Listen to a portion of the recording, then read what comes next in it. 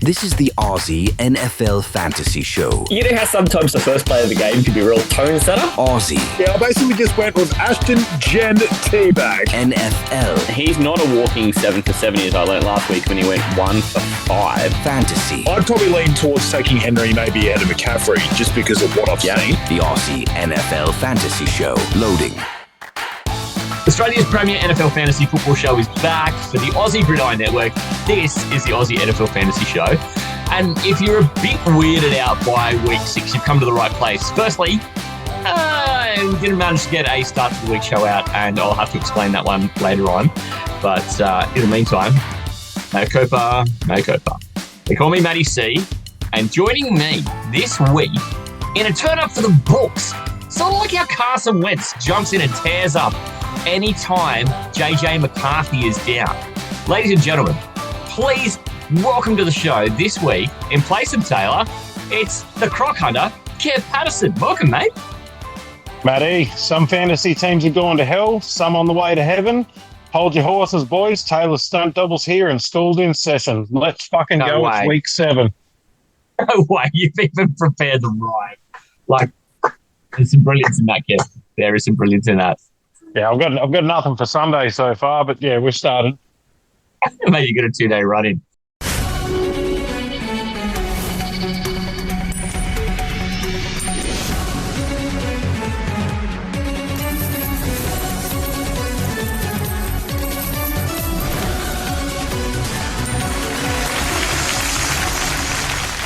It is the segment that is gripping Australia, not gently by the balls, roughly by the balls, and dragging it into play. Welcome to Tipping Point. This is our 7th week of it, and the world is doing a great job making Taylor's life hard. World had a great week last week. We'll recap that in a minute. But joining us is the great presence of Kev, which we know to bask in. But alongside him, we don't get this all the time, is the wonderful host of our great NFL podcast on the Aussie Gridrion Network. Of course, that's G'day Gridrion. This is the irrepressible Ian Tomlinson joining us for Tipping Point. Welcome, mate. Oh, the nature of monkey is irrepressible. I'm so glad you got that. Thanks, Matty. Pleased to absolutely be here. Yep. Just got a pair of big bearded fans from the only division left without a team with a losing record, I think. What? I didn't even know we were. I'm not. We've all got a winning record in.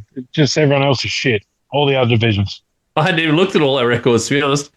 I had a week off, Kev. I don't need to look at records. I came across my timeline today and I was like, oh, fuck, we are. We all do have winning records. Everyone else is shit. I enjoyed. Ian had the buy, and he took it like a buy. That's right. I had literally signed off and went to a mountain.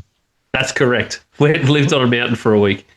I just, I enjoyed my Monday where I could wake up and I just look at all the scores and I was like, oh, that looks like some interesting games. And then, oh my God, plodded around packing up a campsite, listening to some games in 40, and every now and then looking at my phone and going, what the fuck's Jackson Dart doing now? And oh, he had a day. And scatterboo. I was about to say, did you ever wonder how many crayons Scatterbo ate after that game? Because that was a fucking big game. Did you know that CTE is scared of Cam Scatterbo? he's like the new Chuck Norris. I know, it's great. The memes that are coming out are these Chuck Norris esque memes, but they just all about Scatterbo, and it's just they are hilarious, absolutely gold. Like the old that old timey boxer meme where he's like, if I want iron, I'll eat fucking iron kind of memes that all work for Scatterboo as well as the Chuck Norris ones. I just feel like there's a bottomless pit. He's so good. He's so good. Well, this guy is such. I love that guy. I cannot. This guy here next to me here, who is, of course, for the listeners who can't see my screen, who is the absolute MVP of 2025 in my book, Baker Mayfield. And Cam Scatterbo, I mean, you put those two together for me, and I am in heaven right now because that dude and Tez is... Johnson. Let's wrap it up. Tez Johnson as well. He really thought the MVP chance was for him. Yes, he did. I saw that. How good was that? I need to find a wide receiver now that I have a deep love for, like these two. It's just, and maybe a tight end just to complete the set. I know who you would have loved if you'd been watching NFL at the time is Hines Ward, the Pittsburgh Steelers receiver, because people always said he was the dirtiest fucker on the field because he loved blocking, and I just think that's your kind of receiver. Oh, I don't know if I like the blocking receivers so much. Scatterbo is just because he plays. Scatterbo plays like an 80s, 90s running back, where it is just pure violence, absolutely pure violence, and yeah. That's a guy who's going to have a 3-year career, and it's going to be amazing. Yeah, I do wish he'd stop putting his head into things, but Oh my God. Anyway, sorry, Matty. Your new husband aside, what a great way to start. We are going to talk in Tipping Point about players who have got reasons for either expecting them to have a lot of success or maybe they might have a tough day out. And it's kind of what's great about Tipping Point is Kev and yourself have no idea who I'm going to bring up. And this is how it works generally. Is Taylor, as you know, he doesn't know who I'm going to bring up either. And what's great about it is then somebody has to die on the hill. Somebody's going to have the highest bid for how many points they think the player's going to score, and it rolls from there. Last week, I'll give a quick recap because it was an interesting week. And Kev, you're right. I did butcher one of the graphics that I put out there about Bryce Young's score. But I'll start there. We had him down for 17.9 points, Kev. No worries. He scores 19.4. You took the over, and your belief in Bryce Young gets you off to a great start there. And on our way up, tight end, we had a line of 15 points or more for Taylor with Jake Ferguson at Carolina. He gets 12-ish, almost 13. So Kev gets that one as well. Kev had that 18.1 for Garrett Wilson, and he had a bit of a shocker. So Tay grabs that one on the under. Jonathan Taylor had an over-under of 23 points. 23 points! And Kev took the over and got it, which is amazing, which gives him a 3-1 unassailable lead. And then it didn't matter that Justin Herbert got he came over on the 14.5 line that he set. He scored 18.7. So Tay gets that one. But the world jumps out to a 4-2 lead. Kev, the problem you got now is that you're representing Taylor this week. How do you feel? Yeah, I know. Oh, I think he just planned it. Nah. It'll be all right, Matty. I just got to think with my Taylor head here and be like, all right, I've got a huge erection for Saquon Barkley. What does thinking with your Taylor head actually mean? That's the first thing that I was thinking when you said that. As long as it's not like the week I filled in for you last season, Matty, where I absolutely killed everything. Like when I just went, yeah, I'm going to do the best that I can for Matty, and then all of a sudden I was on top of the world, literally. And I just killed everyone, and then thankfully you got a title out of it.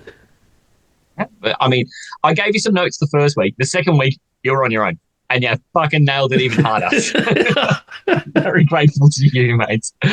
And this is, of course, a great opportunity to really sink Taylor. But I think, Kev, mate, your public profile's getting pretty big, and you've got your Commissioner AU Instagram that you're accountable to the people, so you can't really sort of throw one and not expect the Aussie public to come after you. So there's a bit of pressure to still represent Taylor in there.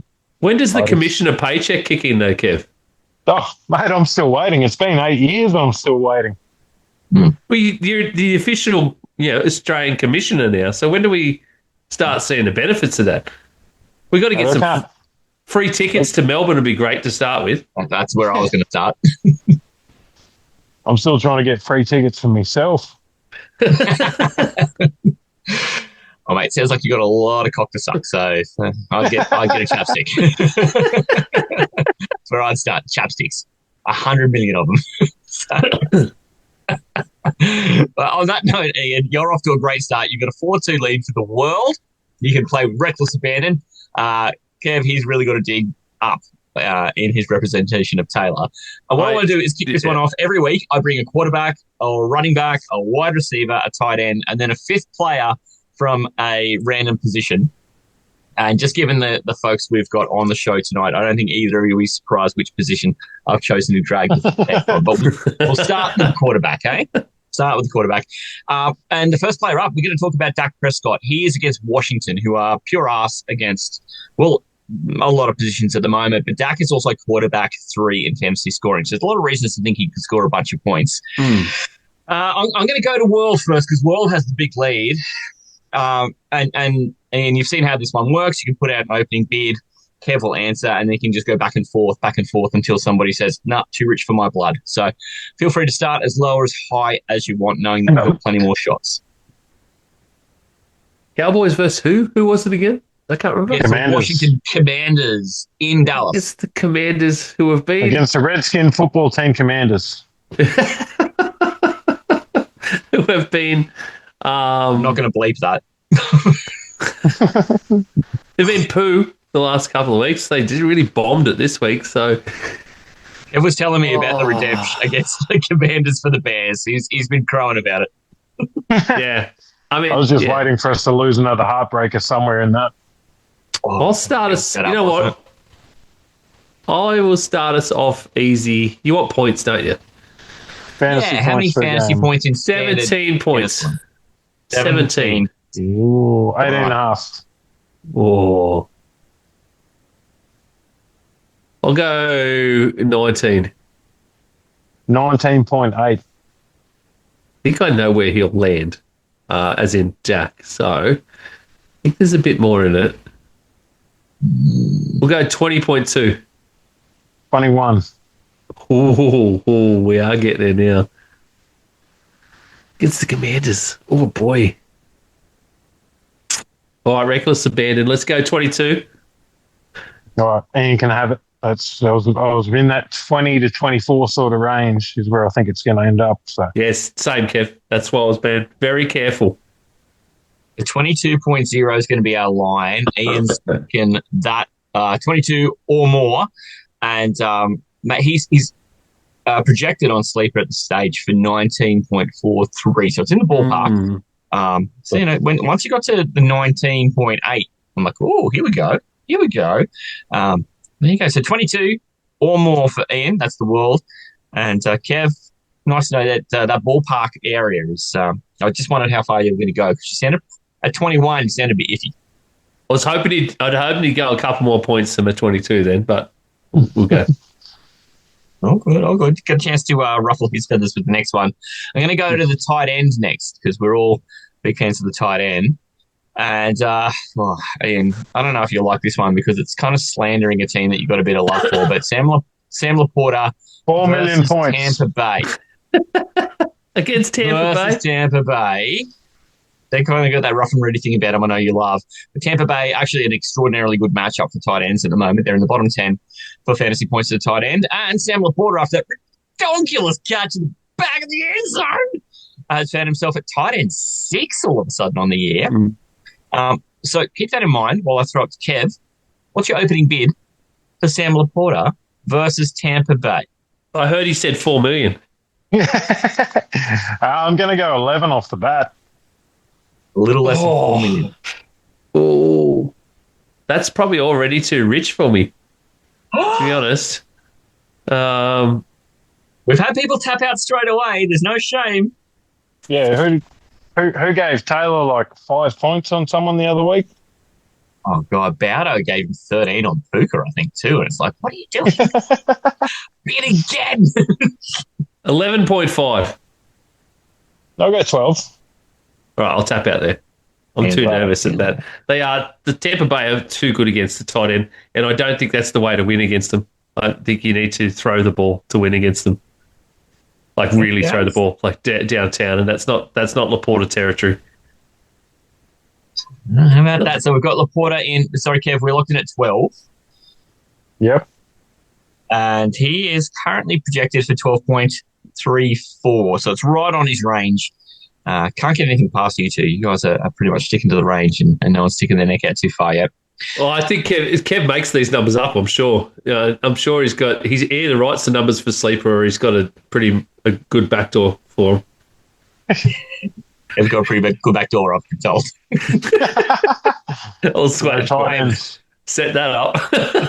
And I've seen that written on many bathroom stall door. It's you can't get very far north without seeing that. Let's move to a running back, and I think this running back is going to bring some heat because CMC has been a wide receiver who can occasionally run as well. He finally got a rushing touchdown this week, but he'd led all running backs in receiving touchdowns going into the week as well. He faces Atlanta, who aren't exactly an amazing matchup for running backs, but what about running back 1 on the year? And where do you want to start the bidding on Christian McCaffrey? 23. Did you go straight to 23? I did. Yeah, right, I'm out. Woo! Well, that was a quick one. He's RB4 on the year in points per game. He's RB1 overall. He's coming up against the RB1 on points per game. I still don't believe in the Falcons defense. That's all. That 30-0 to the Panthers still sticks out like massively for me. And the fact that they have that in them means that if anything even clicks remotely for the 49ers, even despite all the injuries, then like CMC will be the one that benefits massively. And Mac Jones, of course, because it's a dog. God, he's your second favorite quarterback at the moment. Yes, he would be, yeah. So we've got Ian with 23 and up. And what's wonderful about that is, again, projection for sleeper is 23.55. So right in that zone. Bang on. You guys are banging down the door. Love it. It's almost like we know what we're doing, Matty. I'm not used to this level of professionalism. it's rattling. There's not as many dick jokes as I usually end up with on fantasy so far. They're coming. Yeah. That's what she says. That they're on their way. There we go. I want to go to our wide receiver because I want to leave the veil of mystery in place for our last player. Our wide receiver is none other than Deebo Samuel. Now, This is the same game multi with Dak Prescott because he's Washington receiver playing in Dallas, who've been abysmal defensively. I reckon any drunk toddler can go and score a bunch of points against them. Do you want to know what's weird about Deebo? He's wide receiver 8 in standard sleeper leagues. 8. Yeah, it's funny, I had crazy. to double check that I wasn't drunk.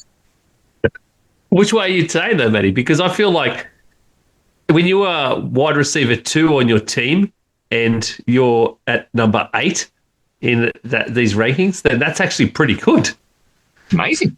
It's amazing. It is. And I'm like, well, firstly, what's he doing up there? And secondly, how is that going to stay there? But when you get a matchup like this against Dallas where Terry McLaurin is no sure thing yet, we don't know that he's 100% right to go this week. And this is a secondary which you can just do anything you want to. It's ready to be abused. Any hole is a goal. So with that knowledge... It's almost like they're one player off a good defense. Mate, they are so close. And Jerry would be all in otherwise. Sorry, man. Sorry. Where do you want to start the bidding on Deebo Samuel, wide receiver 8 against the worst secondary to be a secondary that should probably be called a tertiary? Yeah, I'm going to go 17 off the bat. Numbers. 17 is high, but we don't know if McLaurin is playing. I am going to throw caution to the wind and go 18.2. Go 19.5. Oh, you can tell we're moving slow, that we both know we're around the spot. You can have that. 19.2. Yep. 19.5 it was. 19.5, but 5. Honestly, if Ian went one more, he was going to have it. Well, I was going to go 0.8. That would have been it. So I'm sitting here going like, I don't really like Deebo, but he can get 4 touchdowns in this game for all I know. He could, but the problem is he also couldn't. And that's just these teams. Or he could have an outing like against the Bears where he ends up with 6 points against what's meant to be a bad defense. It's almost as if Matty knows what he's doing picking these particular players. Oh, I'm picking people who are a bit polarizing. Isn't that funny? and it's funny because, like as Kev says, you go into that matchup, the Bears aren't a particularly threatening secondary. They come out of that game, and the Bears are now middling secondary against fantasy wide receivers. But he's now going into a matchup where he should also kill it, but we also don't know the McLaurin thing. So he's currently projected to 13.71. So this number is big, but because you need to bake in the what if Terry doesn't go, and at the moment Sleeper is giving Terry McLaurin a regular projection, which means Debo's is kind of suppressed for what it might be if Terry doesn't go. And we sound like we're just baking in the what if Terry doesn't go. And so advantage to Ian if Terry goes, but Kev 19.5, that may only be a very, very low estimate otherwise. All right, we're going to get into our last position. You will not be surprised that I've saved a tight end after you two were my guest tight end show earlier this year. I know. Oh, it's like it's meant to be. Hey, Ian, you into a bit of rap? Am I into a bit of rap? Yeah. I don't know, 80s, 90s maybe? Are you going to rap, Matty? I just wanted to see if you knew any of the songs. I know exactly who he's... albums. Yeah, I was about to say. I know exactly who he's picking. I know you've got the new Tay-Tay album, but have you got the Darren Waller albums? I do not have the Darren Waller album. I don't think Darren Waller's family's got his album, so let's leave that there. He's our weapon of choice here for the flex position, and he is going into Cleveland, who don't necessarily have a terrible defense, but weirdly, they're soft in the middle of their defense, and tight end scores relatively comfortably against them. They've given up a lot of touchdowns to tight ends. He is tight end 19, knowing that he missed a couple of games at the start of the year, but he's had a role. And then you want to start the bidding on your favourite rapper, Darren Waller. Well, Darren Waller, really? The Waller. Walrus. Wouldn't he be? He's almost a candidate for starts of the week at this point. You'd think so, but he's 59% started. Yeah, because dumb people look at one or two games. I don't know. I don't want to go high. He's only had one or two games. Yeah. I don't want to go really high. Small sample size. Yeah. 7.5. Aging. I'll go 9. Oh, he's got a big leap there. 9.5. Yeah, 10.2. Oh. He's going to want to have a good game. You're in fits. Look at you. I am in fits. Was that 10.2? He's played week 4, 17.7, week 5, 18.8, last week, 9.2. That's his entire body of work. 3 games, half the season, 19. Yeah. 10.5. I feel like Kev's going to let me have it too. No, I'll go 10.8. Oh, you can have that then. Right. I don't like it at all. I don't like it. When you were talking rapping tight end, whenever someone says rapping tight end, Darren Waller isn't my first thought. It's always Greg. Got some Callum Winslow albums or something. Greg Olsen, mate. Have you heard the Greg Olsen? Because he's got like a show on the Hallmark channel where he raps presents for people. Is that what's going on? No, have you not heard the Greg Olsen rap, Matty? Oh, I have not. GREG was a dog. Like it's when he was at. Like that's going to be my ringtone soon. Where was he? University of Miami. Him and some teammates put out a whole bunch of. They had a rap group essentially, and they put out a whole bunch of rap songs.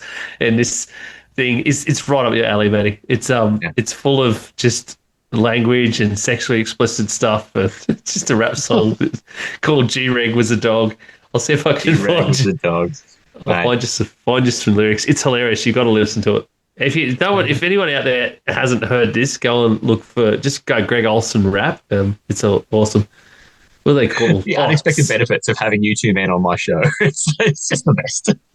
Seventh Floor Crew is what they were called. Oh my God. Okay. Well, this is going to be my ringtone pretty soon, and I imagine it will be the theme song of this podcast. That's where we're going.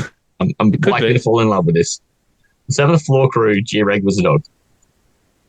No, I don't want to. I almost, even though it's your show, it's a fantasy show, and we're used to some fairly hot topics and hot lyrics and words. I don't want to read this out. Do you think that I'm going to wear out the little beep sound? Is that what you're concerned about? I'm more concerned that you'll cut it up for samples, Matty, to be honest. Mm. Yeah. You got to be careful what you say on the show. I managed to get my own brother to voluntarily make a dolphin voice. Kev was here for that. And I said to him pretty immediately afterwards, you have to really sometimes question what I'm asking you and why I'm doing that. You have times of critical thinking set in, brother. What's your name? You've been around me long enough to understand this. Yeah, I know. What's your name? GREG. What do you do? Get head. How do you do it? Drop my drawers and let us see my third leg.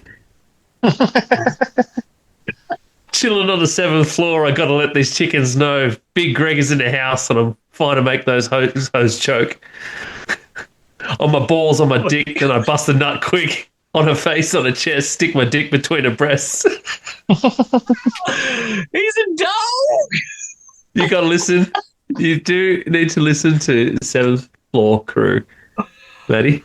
The more you hear about that Hurricanes like 2001 team, just the better it gets, doesn't it? Oh my God. It's so good. Anyway. This is... I don't even have words. This is a rare time where I'm out of words. I think you could probably put it into the audio and not even get cited by YouTube or anything, copyrighted, to be honest. Yeah, you get 8 seconds for free. That's what I understand, and that sounds like Greg's going to last for about that long. He was busting up pretty quick. He was not hanging in there. He was getting to the final verse real quick there. Someone did a full music video too on YouTube with his NFL highlights.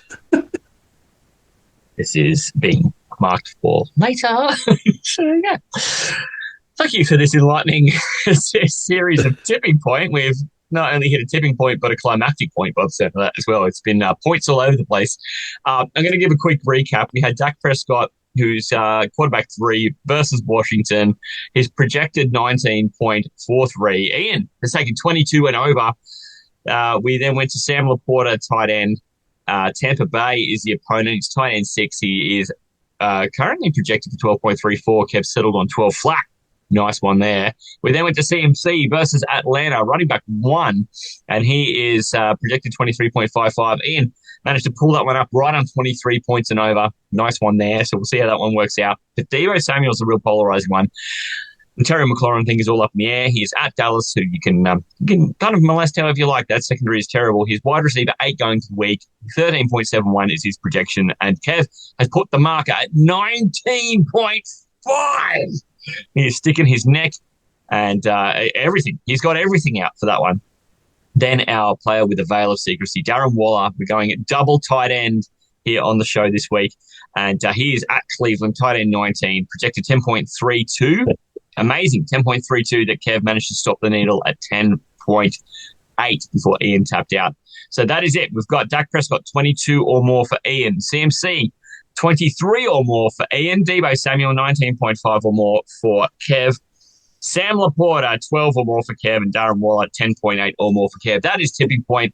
It is ejaculation point. It is all the points here on the Aussie NFL Fantasy Show. And on that note, it is a good time, I think, to finish ourselves, wouldn't you say? It's not a race. Don't try and finish first here, lads. They're all out. They're finished talking to me. I don't know what to say to that, Matty. What do I do there? I'm busy finishing. Urge is also a great thing to do here. People to your show, mate. G'day, Gridrion. You're back tomorrow, Saturday show. We can usually expect to see the games that fellas have done their research on and want to watch, plus a big preview of the Monday night game. Looking forward to that. We love what you're doing with G'day, Gridrion this year. Yeah, Monday night doubleheader this week as well. Again, the boys love some double. Oh no, is it not this week? Sorry, that's next week. This week is Bengals. I forgot what day I'm at. Steelers. The Bengals Steelers, and we had on Alex from Mates Rates AF American Football, who she and a couple of her friends do an amazing podcast based around the women's game in Australia. So she was awesome. She came on and previewed some stuff. So make sure you stick around and check that out on a feed too, because it's an awesome listen. Yeah, check that out on the G'day Gridiron here on the Aussie Gridiron Network, but also go and check out Mates Rates AF because it is a quality podcast made by another great Australian content creator and about American football played right here, which is even better. We've definitely sunk our teeth into a bunch of that here on the Aussie Gridiron Network as well. Yep. Hey, I also have to say, Kev, thank you so much for stepping into the shoes of Taylor. And I just wonder how he's going to receive your shots there on tipping point. He'll be happy with him, or if he'll be like, fuck, Kev, you're sailing me. well, we can't be doing any worse than Taylor's doing in tipping point already, Matty, so. Can't sabotage him. He's fucked already. But, mate, I understand you're going to come back for the Sunday show and play the role of Taylor again. And if things go right, we might even get you back for the starts of the week, yeah? Yeah, absolutely. I'm down for starts of the week all the time. Oh, yeah. All right, we'll catch us all on Sunday. You'll find Ian tomorrow on G'day Gridiron. You'll find us here on Sunday. We're going to get out of here in the meantime. Everyone, have a terrific weekend and hooroo. Catch up. I'm GREG. The Aussie NFL Fantasy Show. Thanks to the Aussie Gridiron Network, Australia's home for NFL and Australian gridiron content. Discover everything the network has to offer, including G'day Gridiron, Pastry Press, NFL, and Aussie Gridiron Today. Buy merch and win free stuff. Visit the mothership at linktree/Aussie Gridiron Network. Hooroo!